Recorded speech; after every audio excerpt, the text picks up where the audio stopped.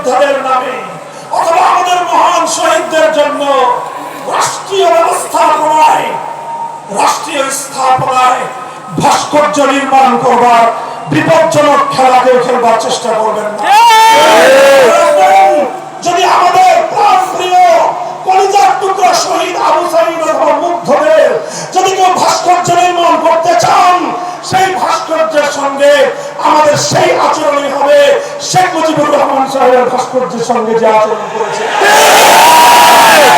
যদি সেই প্রেসিডেন্ট জিয়াউর রহমানের নামে কোন ভাস্কর্য রাষ্ট্রীয় স্থাপনায় বসাতে চান, সে ভাস্কর্য জীবন দিয়ে প্রতিহত করব।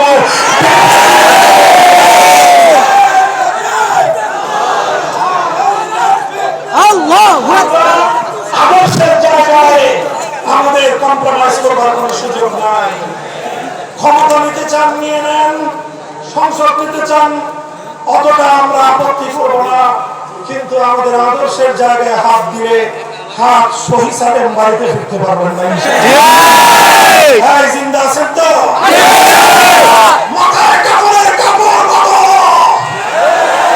আমার জুলাইয়ের চেতনা উজ্জীবিত আমার স্বপ্ন হাতিয়ার নিয়ে মাঠে নামতে হবে, মাঠে নামতে হবে।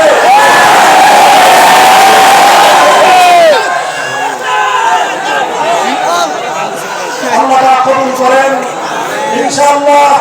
কথা যা বললাম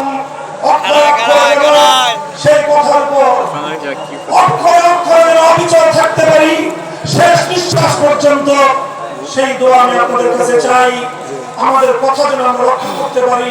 আল্লাহ যেন আমাদের আগামী বাংলাদেশকে ইসলামের অনুকূল বাংলাদেশ হিসেবে কবুল করেন। সিরাতুন নবীর সুমহান আদর্শের আলোকেই আগামী বাংলাদেশকে আমরা গড়ব। নাসরুন মিনাল্লাহি ওয়া ফাতহুন করিব। ওয়া আখিরু দাওয়ানা আলহামদুলিল্লাহি রাব্বিল আলামিন।